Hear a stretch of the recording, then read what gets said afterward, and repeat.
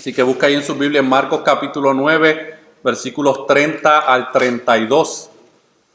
De ahí de este Evangelio de Marcos. Y nosotros en esta tarde vamos a comenzar lo que yo le he puesto por tema, enseñanzas del reino, pero el subtema es la obra salvadora del reino de Dios. Le pusimos enseñanzas del reino porque en los próximos capítulos que vamos a exponer van a haber una serie de enseñanzas que Jesús le va a dar a sus discípulos acerca de verdades del reino de Dios. Y la primera enseñanza que Jesús le va a dar a estos discípulos aquí en Marcos capítulo 9, versículos 30 al 32, es la obra salvadora del reino de Dios. Rubén, ¿me puedes pasar mi Biblia ahí que se me quedó? Gracias. Y leemos la palabra del Señor, mis hermanos, y luego nuevamente presentamos nuestras vidas en oración para que el Señor sea hablando a nosotros en esta preciosa tarde, porque creo yo, ¿verdad?, que para eso es que usted ha venido, para que Dios nuevamente hable a su vida por medio de su palabra y use este instrumento, mis hermanos, débil, frágil e imperfecto. Y dice así la palabra del Señor ahí en Marcos capítulo 9, versículos 30 al 32.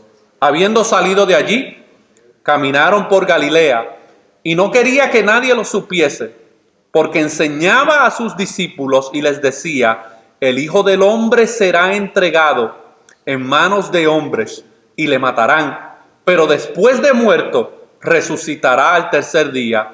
Pero ellos no entendieron esta palabra y tenían miedo de preguntarle. Señor, me acerco ante ti en oración, reconociendo, Señor, que tu pueblo necesita oír tu voz en esta tarde por medio de tu palabra, Señor. Y yo necesito de tu gracia y de la obra de tu Espíritu Santo a través de mi vida, Señor, para usar mis cuerdas vocales y mi mente y mi cuerpo para poder comunicar tu palabra en esta tarde, Señor. Y que tú seas animando a tu pueblo, que tú seas exhortando a tu pueblo, que tú seas despertando a tu pueblo y que tú seas salvando a aquellos que necesitan salvación en esta preciosa tarde, Señor. Todo esto te lo pedimos en el nombre de Jesús. Amén y amén. La semana pasada, mis hermanos, nosotros vimos cómo Jesús y unos 3 de sus discípulos pasaron de la gloria de la transfiguración a la actividad satánica de un joven endemoniado. Y si usted no tuvo la oportunidad de estar aquí, yo le sugiero que vaya a nuestro canal de YouTube y ahí busque esa exposición. Y vimos cómo algunos discípulos que no habían subido con Jesús al monte Tabor, fracasaron en su intento de atender la petición de un padre angustiado por la situación física, emocional y espiritual de su hijo. En eso nosotros vimos la semana pasada en nuestra exposición. Y el desenlace de esa escena culminó en 2 cosas. Número 1, que vimos una liberación radical y una restauración completa del joven que estaba endemoniado.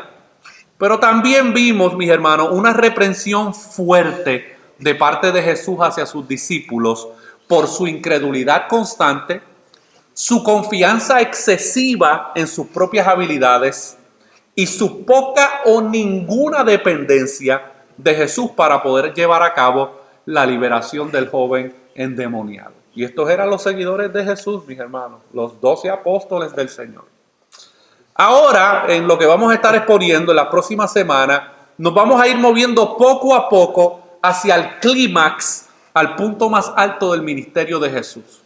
Jesús estaba haciendo su ministerio en toda la región de Galilea y ahora está poco a poco preparándose y enseñándole a sus discípulos, preparando el terreno para llegar a Jerusalén, a su destino final.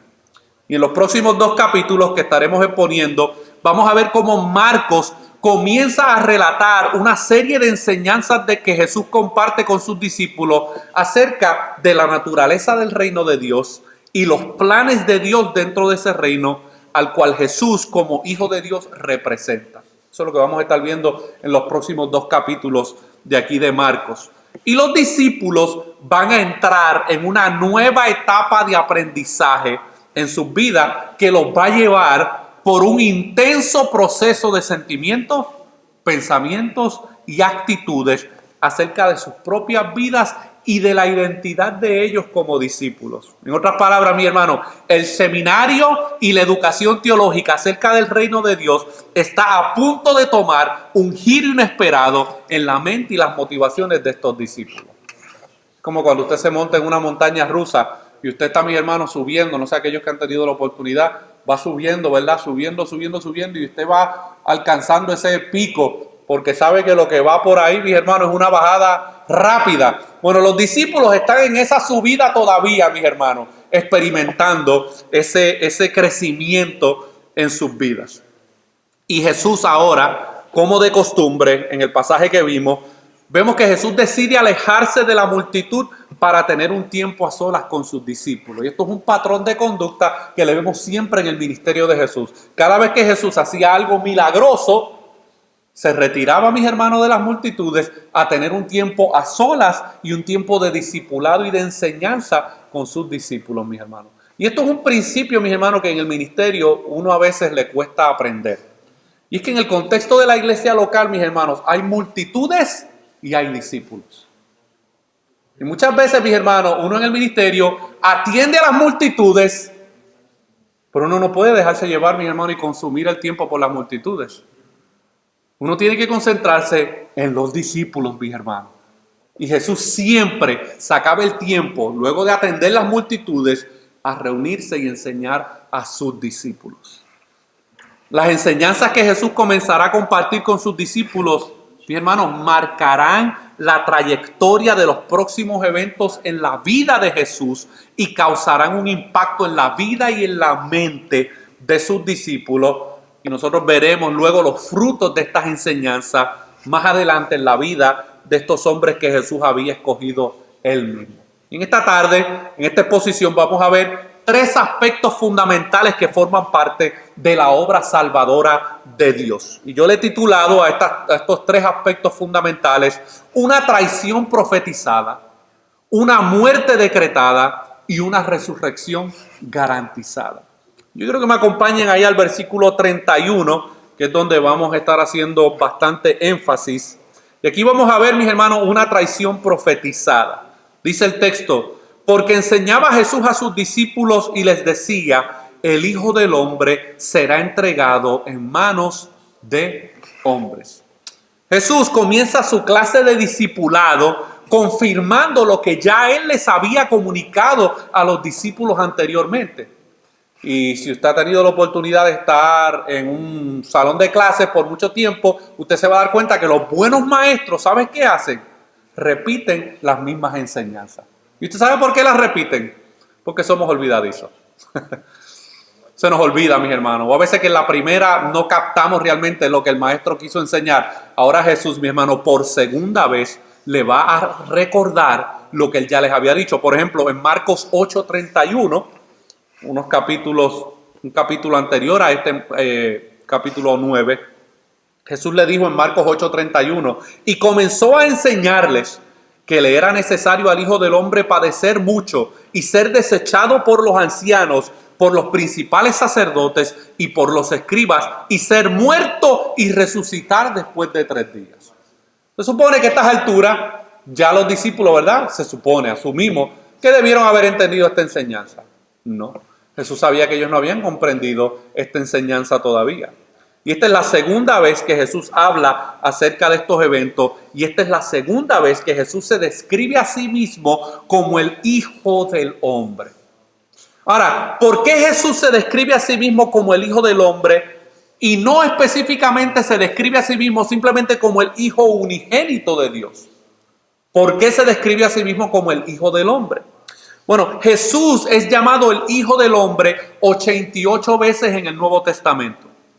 El primer significado de la frase del Hijo del Hombre la podemos encontrar en la profecía de Daniel, capítulo 7, versículos 13 al 14. Miren cómo dice el profeta Daniel, hablando y utilizando este título del Hijo del Hombre al referirse al Mesías prometido. Miren lo que dice Daniel 7, 13 al 14. Miraba yo en la visión de la noche, y he aquí con las nubes del cielo venía uno como un hijo de hombre, que vino hasta el anciano de días, y le hicieron acercarse delante de él, y le fue dado dominio, gloria y reino, para que todos los pueblos, naciones y lenguas le sirvieran. Su dominio es dominio eterno, que nunca pasará, y su reino uno, que no será destruido. Así que la descripción hijo de hombre en las Escrituras es un título mesiánico. Y Jesús es aquel a quien le fue dado todo dominio, toda gloria y todo reino, mis hermanos. Cuando Jesús usaba esta frase en relación a sí mismo, ¿sabe qué era lo que él estaba adjudicándose a sí mismo? Yo soy ese hijo de hombre que se había profetizado. Y los judíos de esa época debieron haber estado íntimamente familiarizados con la frase y a quién se hacía referencia. Y Jesús está proclamándose públicamente como ese Mesías que había sido profetizado. Así que cuando usted a alguien le diga, a alguien que no es creyente o no conoce de Biblia, le diga, Jesús nunca dijo que fue Dios. O Jesús nunca se autoproclamó como el Mesías. Llévalo a estas Escrituras para que veas que Jesús se reconoció y se proclamó a sí mismo como ese hijo del hombre que había sido profetizado. El segundo significado de la frase hijo del hombre es sencillo, mis hermanos, porque Jesús verdaderamente llegó a ser un ser humano. Dios llamó al profeta Ezequiel hijo de hombre 93 veces. ¿Usted sabe por qué lo llamó hijo de hombre 93 veces? Por una sencilla razón, porque Ezequiel era un ser humano. Y nosotros vemos en el Nuevo Testamento que la palabra hijo del hombre aparece 88 veces en el Nuevo Testamento. Así que un hijo de hombre es un hombre, ¿verdad? Usted no diría ese perro es hijo de un hombre, porque no lo es, mis hermanos, eso es un animal. Pero en este caso, cuando la Biblia habla de un hijo de un hombre, es porque es un hombre. Ahora, Jesús era totalmente Dios. Si usted va a Juan capítulo 1, versículo 1, miren cómo el autor de este evangelio describe a Jesús. Y dice, en el principio era el verbo, y el verbo era con Dios, y el verbo era Dios. Pero también en Juan 1:14 nosotros vemos la humanidad de Jesús. Miren lo que dice Juan 1:14. Y aquel verbo fue hecho, ¿qué? Fue hecho carne y habitó entre nosotros y vimos su gloria, gloria como del unigénito del Padre, lleno de gracia y de verdad, mis hermanos. Y en primera de Juan capítulo 4, versículo 2, el mismo autor que escribió este evangelio, en su primera carta, miren lo que dice en el capítulo 4, versículo 2, acerca de la persona de Jesús. Y específicamente este término de la humanidad de Jesús que se describe como hijo del hombre. Dice Juan ahí en primera de Juan 4:2, en esto conoced el Espíritu de Dios. Todo espíritu que confiesa que Jesucristo ha venido en carne es de Dios. O sea que cualquier religión, cualquier enseñanza, mis hermanos, que robe de la identidad de Jesús o su divinidad o su humanidad, está predicando, mis hermanos, otro Jesús, está predicando otro evangelio. Sí, mis hermanos, Jesús es el Hijo de Dios. Las Escrituras muestran eso de manera clara. Él era en esencia Dios, como vimos ahí en Juan 1:1. Pero también es verdad que Jesús era el Hijo del hombre. Él era en esencia un ser humano en su encarnación. Así que en resumen, la frase Hijo del hombre indica dos cosas. Que Jesús era el Mesías profetizado y que Él es verdaderamente un humano. El segundo elemento que forma parte de esta enseñanza de Jesús hacia sus discípulos es que Jesús quería preparar de antemano, mentalmente, emocionalmente y espiritualmente a sus discípulos. ¿Sabe para qué? Para la traición que Él sufriría en manos de otros. Esta traición, mis hermanos, y esta entrega había sido profetizada ya por Dios en el Antiguo Testamento.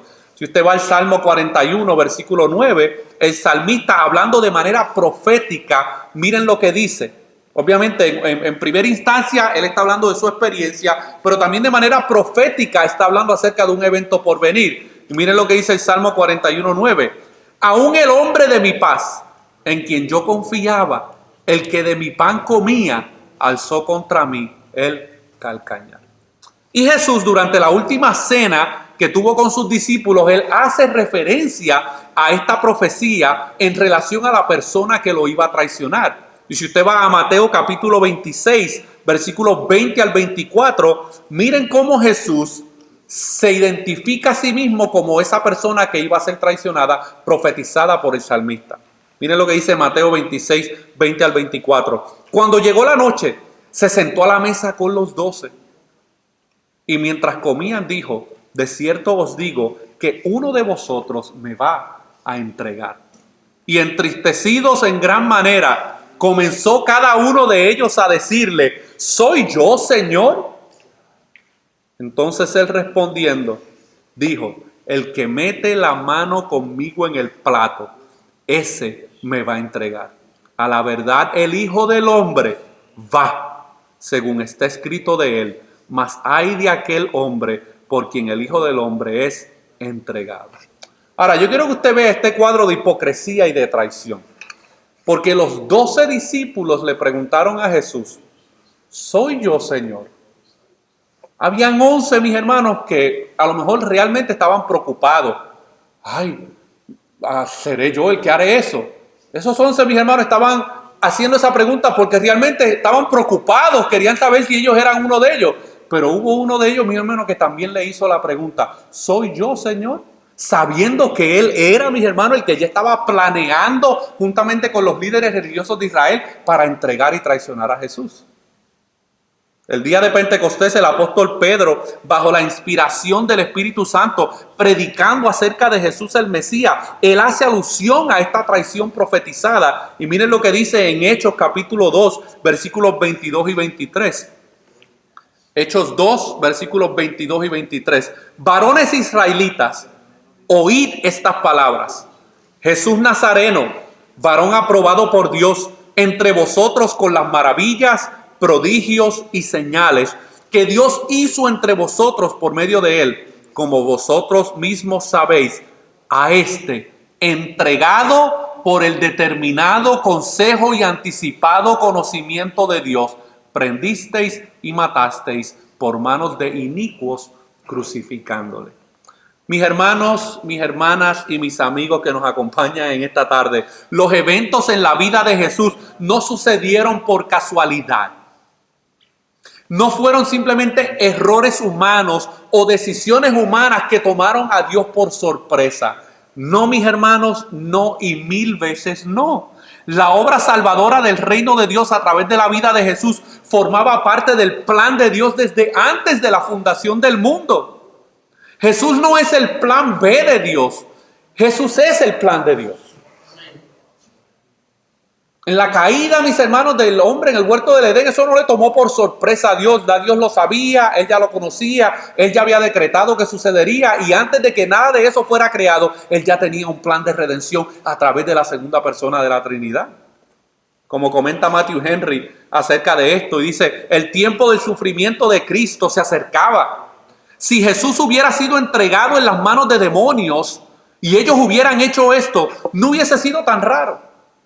Sin embargo, resulta sorprendente que sean hombres quienes traten tan vergonzosamente al Hijo del Hombre que vino a redimirlos y a salvarlos. Esta entrega por parte de Judas y por parte de los líderes religiosos de Israel, mis hermanos, nos muestra la depravación del hombre que es capaz de entregar al Dios hombre para matarlo. Cuán depravados somos, mis hermanos. Cuán corrupta es nuestra naturaleza pecaminosa. Y este intento que Judas y los líderes religiosos, mi hermano, hicieron en un momento dado histórico en la vida de Jesús se repite todos los días. Todos los días los seres humanos, mi hermano, que no tienen a Cristo en su vida, tratan de matar la conciencia de Dios en sus mentes. Todos los días, mis hermanos, traicionan la conciencia que Dios ha puesto en sus mentes, que les dice, tú eres mi criatura, yo soy tu creador, tú me debes adoración y obediencia. Todos los días, mis hermanos, la depravación del hombre es capaz de, si es posible, entregar al Dios hombre y matarlo. Ustedes dirían, esa gente de esa época eran bien perversos. Miren, mi hermano, si Jesús hubiese llegado en el año 2021, suéltelo un ratito allí en Washington, D.C. a ver qué iba a pasar. Suéltelo allí un ratito, mis hermanos, a ver qué iba a pasar. Suéltalo en alguna de esas manifestaciones que nosotros hemos visto en los pasados 6, 7 meses, mis hermanos. ¿Usted cree que Jesús, el Jesús bíblico, iba a ser un Jesús popular, que las multitudes en el día de hoy lo iban a aceptar? No, lo crucifican igual. Porque eso es parte de la naturaleza pecaminosa del hombre. La naturaleza pecaminosa del hombre, mi hermano, no quiere saber nada de salvación, no quiere saber nada de rendirle cuentas a un Dios soberano. Ahora, nosotros vemos también, mis hermanos, en este versículo 31, una muerte decretada. Una muerte decretada. Dice el versículo 31, porque enseñaba a sus discípulos y les decía, el Hijo del Hombre será entregado en manos de hombres y le matarán. Así que si la primera declaración de que Jesús iba a ser traicionado y entregado por mano de algunos sorprendería la mente de sus discípulos, la afirmación de que Jesús sería asesinado por mano de sus amigos sería un golpe muy duro para la sensibilidad y las expectativas de los discípulos que lo habían dejado todo para seguir a Jesús. Trate de ponerse los zapatos de estos hombres, mis hermanos. Jesús los escoge y los llama y dice, ustedes van a ser ahora pescadores de hombres, ustedes van a ser mis discípulos y ustedes van a ser los que van a llevar a cabo este plan de salvación conmigo. Y ahora viene Jesús a decirle por segunda vez de que él sería asesinado. De la misma manera, mis hermanos, de la misma manera en que la traición de Jesús, el Hijo del Hombre, había sido profetizada con la misma intensidad, Jesús ahora declara por segunda vez que él moriría como parte del plan de Dios. Imagínense lo que están pensando estos discípulos. Nosotros le hemos dejado todo, nuestro trabajo, nuestro recurso económico, nuestras carreras, para seguir a este hombre que nosotros creemos hasta el sol de hoy por las evidencias que es el Mesías prometido, y ahora el Mesías prometido nos está diciendo que va a ser asesinado. Esta muerte, mis hermanos, formaba parte del decreto de Dios. En el profeta Isaías, unos 750 años antes del nacimiento de Jesús, ya el profeta había expresado lo que le sucedería al Mesías prometido. Un pasaje muy conocido, Isaías 53. Vamos a considerar los versículos 1 al 12. Y mientras usted lo lee, usted tiene que entender, mis hermanos, que usted forma parte de esta historia. Isaías 53, versículos 1 al 12. Miren cómo habla Dios a través del profeta. ¿Quién ha creído a nuestro anuncio? ¿Y sobre quién se ha manifestado el brazo de Jehová? Subirá cual renuevo delante de él, y como raíz de tierra seca. No hay parecer en él, ni hermosura le veremos, mas sin atractivo para que le deseemos. Despreciado y desechado entre los hombres, varón de dolores, experimentado en quebranto, y como que escondimos de él su rostro, fue menospreciado y no lo estimamos. Ciertamente llevó él nuestras enfermedades y sufrió nuestros dolores, y nosotros le tuvimos por azotado, por herido de Dios y abatido. Mas él herido fue por nuestras rebeliones, molido por nuestros pecados, y el castigo de nuestra paz fue sobre él, y por su llaga fuimos nosotros curados. Todos nosotros nos descarriamos como ovejas, cada cual se apartó por su camino, mas Jehová cargó en él el pecado de todos nosotros. Angustiado él y afligido, no abrió su boca. Como cordero fue llevado al matadero, y como oveja delante de sus trasquiladores, enmudeció y no abrió su boca. Por cárcel y por juicio fue quitado, y su generación, ¿quién la contará? Porque fue cortado de la tierra de los vivientes, y por la rebelión de mi pueblo fue herido.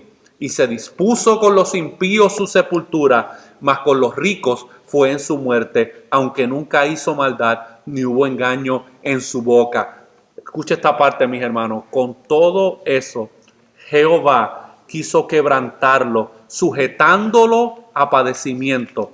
Cuando haya puesto su vida en expiación por el pecado, verá linaje, vivirá por largos días, y la voluntad de Jehová será en su mano prosperada. Verá el fruto de la aflicción de su alma y quedará satisfecho. Por su conocimiento justificará mi siervo justo a muchos y llevará las iniquidades de ellos. Por tanto, yo le daré parte con los grandes y con los fuertes repartirá despojos, por cuanto derramó su vida hasta la muerte y fue contado con los pecadores, habiendo él llevado el pecado de muchos y orado por los transgresores, mis hermanos. La muerte de Jesús formaba parte del plan de Dios y ya había sido profetizada de muchas maneras, mi hermano, a través de los profetas. Ahora, la pregunta que surge cuando nosotros leemos un pasaje, como este pasaje de Isaías 53, es ¿cuál era el propósito de la muerte de la segunda persona de la Trinidad? ¿Cuál es su significado? ¿Y cuál es la aplicación de esta muerte para la vida del hombre, para nuestra vida? ¿Qué aplicación tiene este evento histórico en nuestras vidas? Bueno, la respuesta a esta pregunta nos lleva a las verdades que forman parte del mensaje del Evangelio, mis hermanos. Y yo le quiero dar, en un breve resumen, mis hermanos, mis propias palabras acerca de lo que yo he logrado entender acerca del Evangelio. Porque yo les he explicado muchas veces que la pregunta más importante que el ser humano tiene que preguntarse es ¿qué es el Evangelio? Y si una persona no sabe responder qué es el Evangelio, no tiene la contestación a la pregunta más importante de su vida, mis hermanos. La pregunta más importante no es qué casa yo me voy a comprar, dónde yo voy a estar viviendo en 15 años, cuánto dinero voy a tener en mi banco. Esa no es la pregunta importante existencial del mundo. La pregunta existencial es ¿qué es el Evangelio? Escuchen esta breve descripción que yo escribí acerca de qué es el Evangelio. Dios es un Dios santo, justo y perfecto. Ese Dios creó al hombre para que éste le adorara y le obedeciera. Pero el hombre se rebeló y pecó contra ese Dios santo, justo y perfecto. Debido a esta rebelión, el hombre perdió su estado de perfección, su relación y su comunión con su Creador fue destrozada. Esta caída trajo al hombre la maldición del pecado en su vida terrenal y en su vida espiritual. Trajo la muerte espiritual y la condenación eterna. Como resultado de esta rebelión cósmica, ahora la justicia y la santidad de Dios exige que el pecador pague las consecuencias de sus pecados. Ahora, esta es la mala noticia del Evangelio. Esta es la mala respuesta de la pregunta que es el Evangelio, mis hermanos. Pero miren, gloria a Dios que el mensaje del Evangelio no solo provee la realidad oscura de la vida del hombre, sino que también ofrece la solución a esta problemática y a la deuda que los hombres tienen ante el Dios santo, justo, perfecto, creador de todas las cosas. Gracias a Dios, mi hermano, que el Evangelio presenta la realidad del pecador, pero también presenta la solución ante esa realidad del pecador. El apóstol Pablo, hablando de la obra salvadora de Dios, dice en Efesios 2, 4 al 5, pero Dios, que es rico en misericordia, por su gran amor con que nos amó, aun estando nosotros muertos en pecados, nos dio vida juntamente con Cristo, por gracia sois salvos. Así que la muerte de Jesús es la mayor expresión del amor de Dios para con una creación que lo único que ha hecho ha sido rebelarse y pecar contra Él en todo momento de su vida. La muerte de Jesús, según Isaías 53, mis hermanos, permite que la ira y la justicia de Dios sean satisfechas, pero también proveen el único camino hacia la reconciliación entre Dios y el hombre. ¿Y qué cosas nos provee la muerte de Cristo? ¿Qué cosas nos provee su sacrificio en la cruz? Bueno, yo enumeré algunas, mis hermanos. Nos provee expiación por nuestros pecados. Eso significa que otro tomó nuestro lugar, una segunda persona tomó el lugar que nos correspondía y Él tomó en su vida las consecuencias de nuestro pecado. Encontramos propiciación por nuestros pecados en la muerte de Cristo. La paga del pecado, la deuda del pecado ha sido cubierta. Encontramos vida eterna en la muerte de Cristo. Encontramos nuevo nacimiento en la muerte de Cristo, reconciliación, justificación, adopción, santificación y glorificación. Todas estas realidades espirituales han sido provistas a tu vida por medio de la muerte de Cristo. Pablo, hablando del propósito y el significado de la muerte de Cristo en Romanos 3, versículos 23 al 26, miren cómo dice: por cuanto todos pecaron y están destituidos de la gloria de Dios, siendo justificados gratuitamente por su gracia, mediante la redención que es en Cristo Jesús, a quien Dios puso como propiciación por medio de la fe en su sangre, para manifestar su justicia, a causa de haber pasado por alto en su paciencia los pecados pasados, con mira de manifestar en este tiempo su justicia, a fin de que Él sea el justo y el que justifica al que es de la fe en Jesús, mi hermano. Este era el propósito decretado de la muerte de Jesús. Sin esta muerte, mis hermanos, no podríamos tener una nueva vida en Cristo. Sin esta muerte no habría perdón de pecados, no habría vida eterna, no habría nuevo nacimiento, no habría reconciliación, no habría justificación, no habría adopción, no habría santificación, mucho menos habría glorificación en nuestras vidas. Ahora, imagínense lo que está pasando en la mente de estos discípulos mientras por segunda vez escuchan a Jesús decirle que Él sería asesinado. Imagino que sus motivaciones, mis hermanos, de grandeza se empezaron a destruir. Lo más probable, como vamos a ver en unas enseñanzas más adelante, mis hermanos, ya ellos tenían planes de reino. Ya ellos estaban asignando quién de ellos se iba a sentar a la derecha y quién de ellos se iba a sentar a la izquierda del Padre, mis hermanos. Ya ellos estaban asignando quién de ellos iba a ser más importante en el reino de Dios. Esas enseñanzas las veremos más adelante. Y ahora Jesús le viene con este cuento de que lo van a matar. Las expectativas de estos discípulos mientras están caminando con Jesús se están derribando en sus mentes.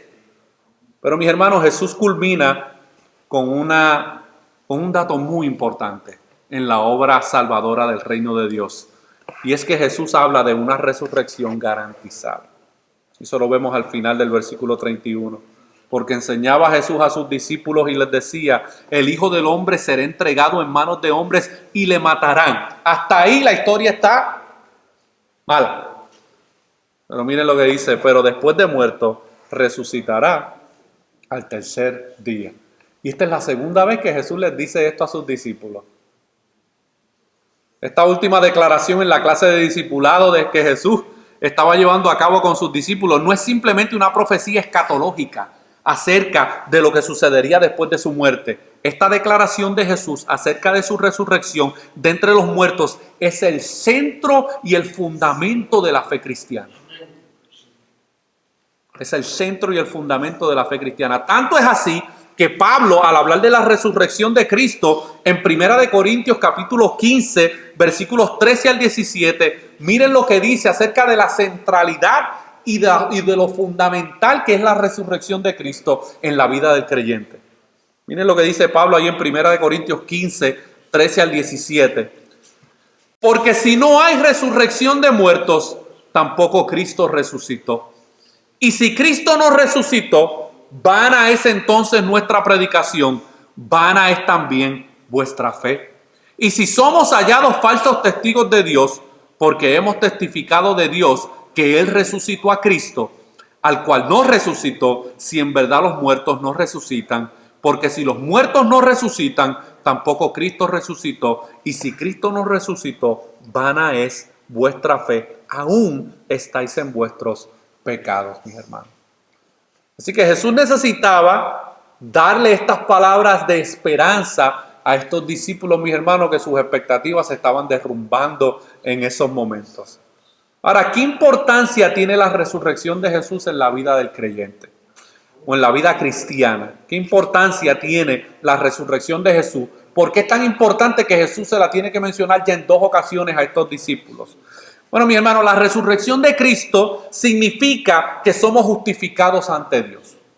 Pablo en Romanos 4:25 dice de la siguiente manera: el cual fue entregado, hablando de Cristo, el cual fue entregado por nuestras transgresiones y resucitado, ¿saben para qué? Para nuestra justificación. Sin resurrección no hay justificación. Y ya hemos explicado, mis hermanos, que la justificación es el acto legal por medio del cual Dios le declara inocente a un culpable. Y sin resurrección no puede haber justificación. Porque si Cristo no resucita, significa que el Padre no aceptó su sacrificio en la cruz del Calvario. Él sería un profeta más como todos los demás y su sacrificio en la cruz, mi hermano, no serviría de nada. Y la resurrección de Cristo testifica públicamente que el Padre se agradó, encontró satisfacción completa en la obra de Cristo en la cruz. La resurrección de Cristo Jesús, mi hermano, también demuestra que Él venció la muerte. Pablo hablando ahí también en 1 Corintios 15, versículos 55 y 57, miren cómo dice: ¿dónde está, oh muerte, tu victoria? ¿Dónde, oh sepulcro, tu aguijón? El aguijón de la muerte es el pecado y el poder del pecado es la ley, pero a Dios gracias que nos da la victoria por medio de nuestro Señor Jesucristo. Si Cristo no hubiese resucitado, mis hermanos, nosotros no tenemos ninguna esperanza después de esta vida más que la condenación eterna. Pero es gracias a esa resurrección, mis hermanos, que nosotros podemos tener una esperanza en el mundo venidero. Y también hay una tercera razón de por qué es importante la resurrección de Cristo. Yo creo que esta es de las más importantes de todas. Es que la resurrección de Cristo prueba que Él es el Hijo de Dios. Porque a diferencia de las otras personas que resucitaron durante el ministerio de Jesús, los otros resucitaron, mis hermanos, porque Jesús los resucitó como Dios. Pero volvieron a morir. Lázaro fue resucitado, mis hermanos, pero volvió a morir. Todos los demás historias que nosotros encontramos en el Nuevo Testamento de personas que fueron resucitados de entre los muertos, en un momento dado más adelante volvieron a morir. Sin embargo, mis hermanos, la resurrección de Cristo prueba que Él es el Hijo de Dios porque Él mismo se resucitó a sí mismo. Por eso es que Él dijo: nadie me puede quitar la vida, yo mismo la pongo y la vuelvo a tomar. En Romanos 1:4, Pablo dice, hablando de Jesucristo, dice que fue declarado Hijo de Dios con un acto de poder, conforme al Espíritu de Santidad, por la resurrección de entre los muertos. La resurrección de Cristo daba testimonio público de que Jesús era el Hijo de Dios, la segunda persona de la Trinidad. Ahora, ya para ir concluyendo, mis hermanos, al escuchar estas hermosas verdades, tal vez podamos llegar a pensar que los discípulos de Jesús estarían llenos de gozo y de alegría al escuchar acerca de la victoria final de Jesús al resucitar de entre los muertos. ¿Verdad que sí? Pero lamentablemente ese no es el caso. Esa no fue la reacción de los discípulos, mi hermano. Miremos cómo termina esta clase de discipulado del reino de Dios. ¿Usted se acuerda, mis hermanos, aquellos que veían El Chavo del Ocho? ¿Se acuerda cuando estaban todos en el salón de clase con el profesor Girafales y las clases terminaban mal?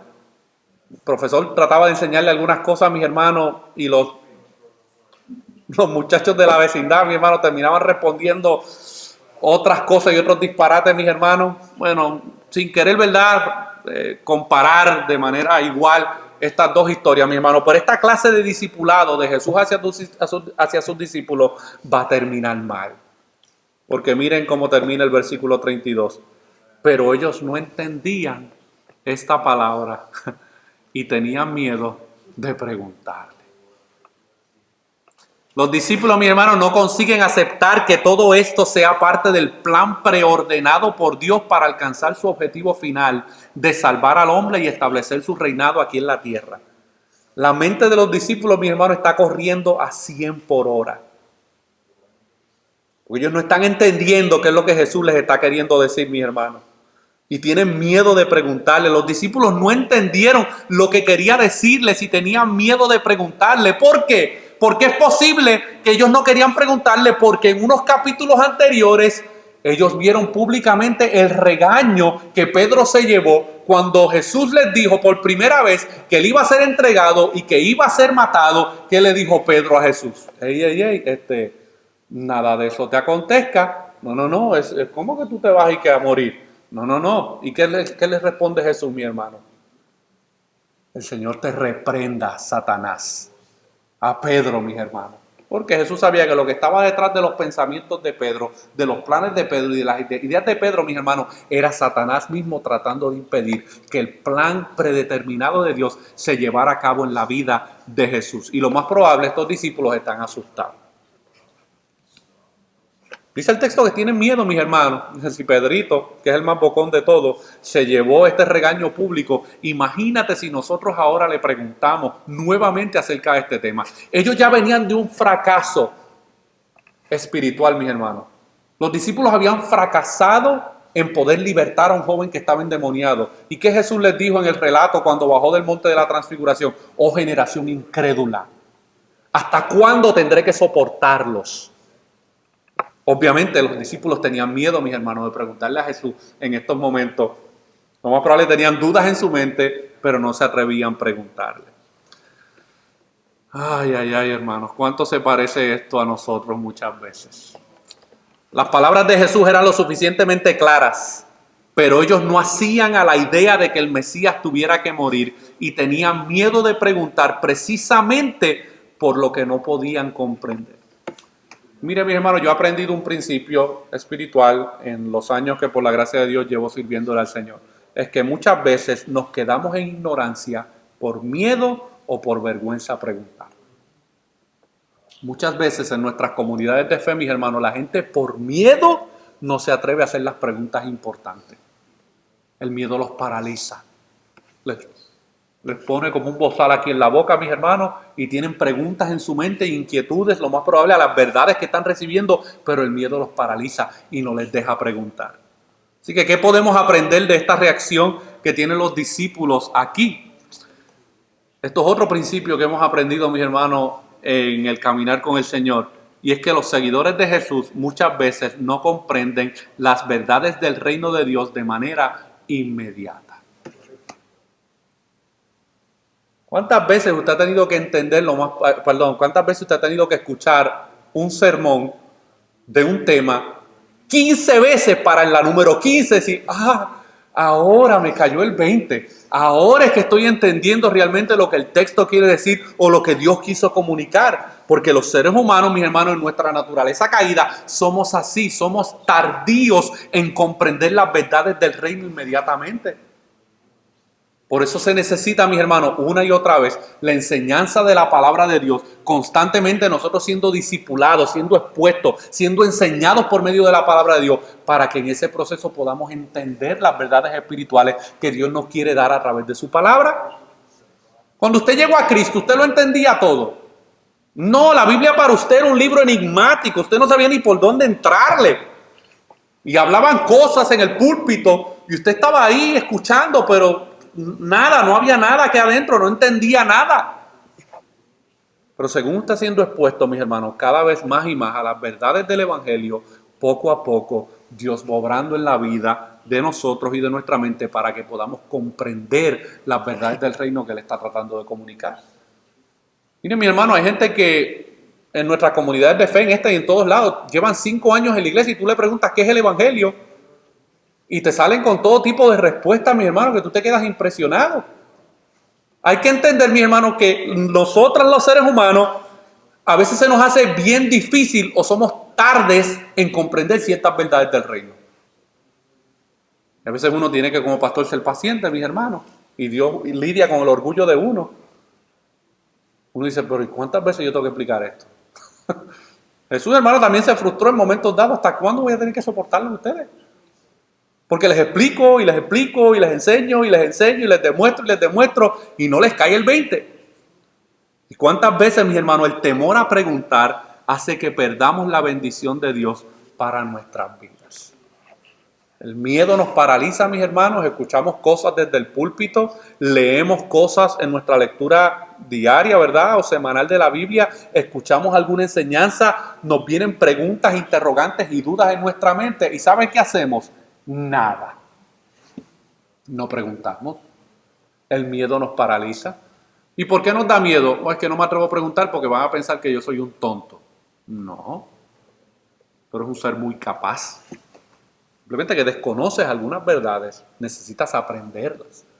No es que no me atrevo a decir nada y preguntar nada porque a lo mejor me van a juzgar. Me van a malinterpretar. Van a cuestionar tal vez mis intenciones o mis motivaciones detrás de alguna pregunta. El miedo, mis hermanos, paralizó a estos discípulos. Jesús estaba en la mejor disposición de aclararles cualquier pregunta que ellos tuvieran, mis hermanos. Y vamos a ver en el próximo capítulo que como Jesús era Dios, Él podía saber qué estaban pensando los discípulos en su mente, mis hermanos. Y ante la negativa de ellos de abrir sus bocas y expresar realmente lo que había en sus corazones y sus mentes, ahora Jesús, mi hermano, en los próximos versículos que vamos a estar viendo, Jesús ahora tiene que públicamente declararle a sus discípulos por qué ustedes están pensando estas cosas. Porque nuevamente los discípulos no quieren hablar, mis hermanos. Y yo quiero, mis hermanos, que nosotros nos vayamos con este relato de aquí de Marcos capítulo 9, versículos 30 al 32, entendiendo, mis hermanos, que hay una obra salvadora del reino de Dios que se ha estado llevando a cabo en el pasado, se está llevando a cabo en el presente y se seguirá llevando a cabo en el futuro. Y la muerte de Cristo tiene el mismo poder de salvar en el día de hoy que lo tuvo hace 2000 años atrás. Pero Él manda a todos los hombres a que se arrepientan de sus pecados y pongan su confianza en el Evangelio de Jesucristo. Gracias a la resurrección de Cristo, mis hermanos, nosotros tenemos un Salvador que está vivo. Mahoma no está vivo. Confucio no está vivo, mis hermanos. María, la madre de Jesús terrenal, no resucitó de entre los muertos. Solamente Cristo resucitó de entre los muertos. Y gracias a esa resurrección, mis hermanos, nosotros podemos tener vida eterna en el día de hoy por haber creído en el mensaje del Evangelio. Oremos. Señor, te damos gracias por tu palabra, Señor. Te damos gracias por este decreto divino de tu salvar al ser humano a través de tu Hijo, Señor. Tú has manifestado tu grande amor para con nosotros a través del sacrificio de tu Hijo, Señor. Y que en esta tarde nosotros podamos echar el miedo a un lado, podamos echar a un lado tal vez diferentes sentimientos que hayan en nuestra mente y nuestros corazones y podamos acercarnos ante ti, el cual tienes las respuestas para todas nuestras interrogantes, Señor. Y que podamos gozarnos de los beneficios de la muerte de Cristo y de la resurrección de Cristo en nuestras vidas y que sigamos proclamando este mensaje de la muerte y la resurrección de Cristo a un mundo que se pierda, a un mundo que no tiene respuestas para sus preguntas, pero que esas respuestas pueden ser encontradas en tu palabra, Señor. Ayúdanos a poder afirmarnos cada día más y más en las verdades que hemos comprendido del Evangelio y de la obra salvadora tuya a favor de nuestras vidas y que tú nos ayudes en el proceso, en el caminar en el futuro, a poder comprender cada día más y más lo que tú quieres revelarnos y lo que tú has revelado a través de tu palabra, Señor. Salva en esta tarde si hubiera alguien en medio nuestro que todavía no ha experimentado esa obra de nuevo nacimiento en su vida, que tú operes por medio de tu Espíritu Santo esa regeneración. Y que esa persona pueda arrepentirse de sus pecados, creer en el Evangelio de Jesucristo, poner su confianza en la muerte y en la resurrección de Cristo como el Señor y Salvador de sus vidas, Señor. Entonces te lo pedimos en el nombre de Jesús. Amén.